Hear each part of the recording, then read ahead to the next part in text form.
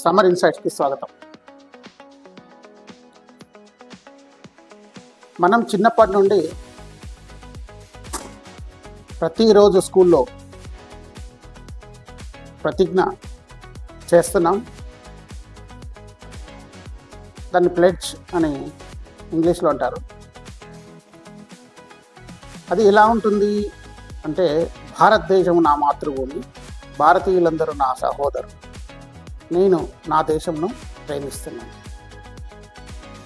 సుసంపన్నమైన బహువిధమైన నా దేశ వారసత్వ సంపద నాకు గర్వకారణం. క్వశ్చన్, దేశాన్ని ప్రేమిస్తున్నాను, భారతీయులందరూ నా సహోదరుల్లో లేదు. భారతదేశ వారసత్వ సంపద. ఏది వారసత్వ సంపద? అసలు వారసత్వానికి మనకి భారతదేశం పూర్వకాలం నుండి మనకి ఏమి ఇచ్చింది, దాన్ని మనం కాపాడుకోగలుగుతున్నామా?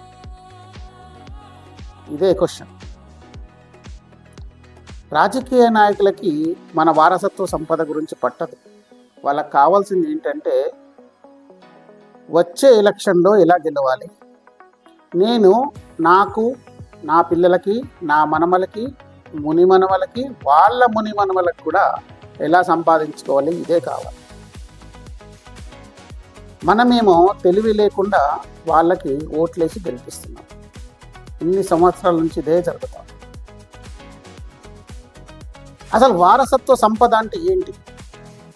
మనకి వారసత్వంగా ఏమిచ్చింది అంటే, మొఘల్ సామ్రాజ్యం స్థాపించిన తర్వాత మొఘలాయులు మన దేశాన్ని దోచుకోవడానికి వచ్చి, వాళ్ళు ఇక్కడ ఉన్న మన సోదరుల్ని, వాళ్ళని అందరినీ మతం మార్పిడిని చేపించి, వాళ్ళు దోచుకున్నంత దోచుకొని, తిన్నంత తిని, వాళ్ళ సామ్రాజ్యం అయిపోయిన తర్వాత కూడా ఈ రోజు వరకు కూడా Akbar the great, Babur the great అని చదువుతున్నాం. అదేనా మన వారసత్వ సంపద?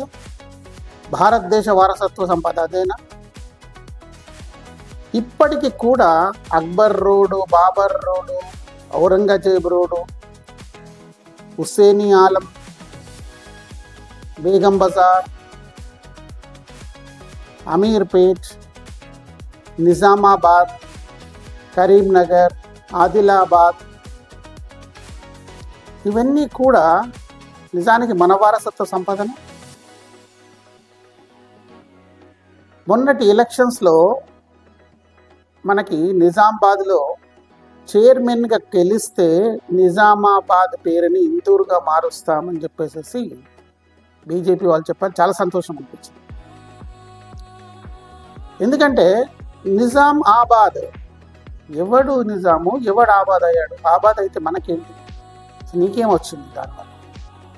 మన వారసత్వంలో మనకి ద్రౌపదిని పాంచాలి అని పిలుస్తాం. ఎందుకంటే పాంచాల రాజపుత్రిక ఆమె, కాబట్టి ఆమెను పాంచాలి అని పిలుస్తున్నాం. ఇప్పుడు మరి నిజామాబాద్లో ఉన్నవాడిని ఏమని పిలవాలి? నిజాం అని పిలవాలా? నిజామీ అని పిలవాలా? కరీమీ, కరీమా, కరీం, ఆదిల్ ఇలా పిలవాలా? Where you are from? ఎక్కడి నుంచి వచ్చారు మీరు? అలాగే ద్రుపదుని కూతురు కాబట్టి ద్రౌపది. మరి మీకేమొచ్చింది వారసత్వ సంపద? మీ అమ్మా నాన్న దగ్గర నుంచి ఏమొచ్చింది? మీ తాతల దగ్గర నుంచి ఏమొచ్చింది? మన పూర్వీకులు మనకి ఏ వారసత్వ సంపదను ఇచ్చారు? మనం తెలుసుకోలేకుండా ఇంకా వాటినే గర్వంగా పిలుస్తూ వాటినే ఉంటాం. ఎందుకంటే మమ్మల్ని దోచారు కాబట్టి వాళ్ళు గ్రేట్. దోచుకున్న వాళ్ళు గ్రేటు, దొంగలు గ్రేటు, నువ్వు కాదు. నిజానికి దోచుకున్నవాడు దోచుకున్న తర్వాత మనం దాన్ని క్లీన్ చేసి, ఇంటిని క్లీన్ చేసి, అన్నీ క్లీన్ చేసి మనం కొత్తగా మన యొక్క జీవితాన్ని ప్రారంభిస్తాం. కానీ ఇక్కడ ఎలా స్టార్ట్ అయింది? అవే ఉన్నాయి. ఇంకా అదే రోడ్లు, అదే పేర్లు, అదే ఊరి పేర్లు, అదే జిల్లాల పేర్లు. ఏది వారసత్వ సంపద మనకి? మనం మన పిల్లలకి ఏమి ఇస్తున్నాం వారసత్వంగా? అదే ఇస్తున్నామా? అదే ఇస్తే మరి నీ భారతదేశ వారసత్వ సంపద ఎక్కడ పోయింది? ఒక్కసారి అందరం ఆలోచిద్దాం. జై హింద్, జై భారత్.